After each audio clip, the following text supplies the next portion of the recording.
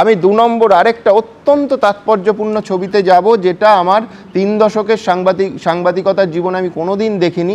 সেটা হচ্ছে সকাল 7টায় রাজ্যের মুখ্যমন্ত্রী তিনি রাস্তায় নেমেছেন, বুথে বুথে যাচ্ছেন এই মুহূর্তে চক্রবেড়িয়ায়। খুব ইন্টারেস্টিং যে ভবানীপুর কেন্দ্রে 2 হেভিওয়েট প্রার্থী মমতা বন্দ্যোপাধ্যায় এবং শুভেন্দু অধিকারী দুজনেই রাস্তায়। মমতা বন্দ্যোপাধ্যায়ের এই ক্ষেত্রে তাৎপর্যপূর্ণ, তার কারণ মুখ্যমন্ত্রিত্ব ভুলে যান, 15 বছর ভুলে যান, বিরোধী নেত্রী হিসেবেও কোনোদিন মমতা বন্দ্যোপাধ্যায় এত সকালে রাস্তায় নামতেন না। ভোটের দিন তার একেবারে প্রত্যেকটা ভোটের তার চলন ছিল, মোটামুটি 4টে নাগাদ তিনি বেরোতেন, কয়েকটা বুথ এদিক ওদিক দেখে একেবারে নিজের ভোটটা দিতেন।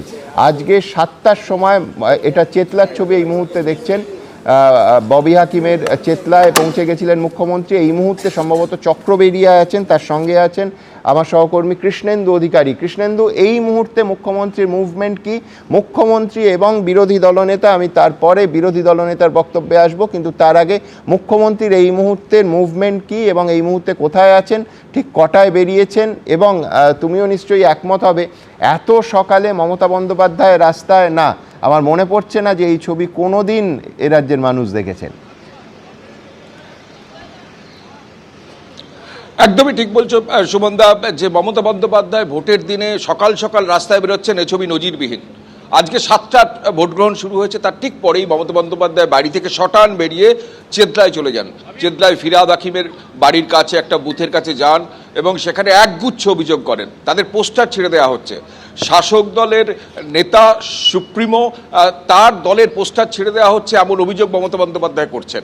এবং যে জায়গায় পোস্টার ছেড়ে দেওয়ার অভিযোগ করছেন, ঠিক সেই জায়গাতে মমতা বন্দ্যোপাধ্যায় বিগত আধ ঘন্টা ধরে বসে আছেন। আমরা আছি 70 নম্বর ওয়ার্ডে। মমতা বন্দ্যোপাধ্যায় চাইছেন না এখন তার ছবিটা তোলা হোক, কিন্তু সেই 70 নম্বর ওয়ার্ডে আমি যেখানে দাঁড়িয়ে আছি তার ঠিক পিছনে মমতা বন্দ্যোপাধ্যায় চেয়ারে বসে ঠায় আছেন এবং এখানে তার অভিযোগ হচ্ছে এই এলাকায় পোস্টার তৃণমূলে ছেড়ে দেওয়া হচ্ছে।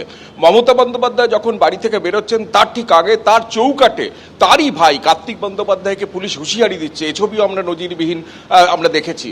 মমতা বন্দ্যোপাধ্যায় এখানে আছেন, এখান থেকে তার কেন্দ্র ঘুরবেন। কিন্তু তুমি যেটা বলছো একদম ঠিক, যে অতীতে এমন সাম্প্রতিক অতীতে এমন কোনো নজির নেই যে ভোটের দিনে মমতা বন্দ্যোপাধ্যায় মিত্র ইনস্টিটিউশনে ভোট দেওয়া ছাড়া বাকি সময় কার্যত এরকম চরকির মতো ঘুরছেন এবং এত সকাল সকাল ঘুরছেন, সেটা কার্যত নজিরবিহীন। মমতা বন্দ্যোপাধ্যায় বাড়ি থেকে বেরিয়ে চেতলায় যান, চেতলায় গিয়ে সেখানে বুথে যান, বুথে গিয়ে ফিরহাদ হাকিমের পাশে তার সঙ্গে কথা বলেন, তার সঙ্গে রিপোর্ট নেন এবং সেখানেই সরাসরি অভিযোগ করেন যে নির্বাচন কমিশন বিজেপির কথা মতো এখানে নিরপেক্ষভাবে কাজ করছেন না। যে ধারাবাহিক অভিযোগ দীর্ঘদিন ধরে করছিলেন, ভোটের দিন 7 সকালে তিনি রাস্তায় নেমে করছেন এবং সেখান থেকে সরাসরি চক্রবেড়িয়া ল্যান্সডাউন পেরিয়ে চক্রবেড়িয়া 70 নম্বর ওয়ার্ড, 70 নম্বর ওয়ার্ডে তুমি জানো যে মানে অবাঙালি ভোটারদের একটা সংখ্যা বেশি এবং বিগত লোকসভা নির্বাচনে সেখানে বিজেপির ভোটদান অনেক বেশি। সেই জায়গায় এসে ঠায় বসে আছেন, বিগত আধ ঘন্টা ধরে সেখানে বসে আছেন, চা খাচ্ছেন, কথা বলছেন, কর্মীদের সঙ্গে কথা বলছেন, রিপোর্ট নিচ্ছেন এবং এখান থেকেই তিনি সম্ভবত আরও অন্যান্য জায়গায় যাবেন।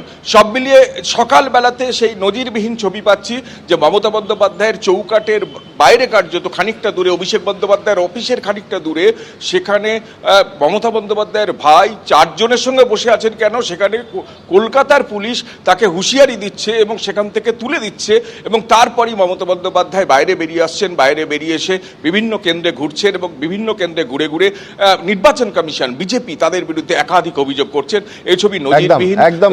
এবিপি আনন্দ, এগিয়ে থাকে, এগিয়ে রাখে।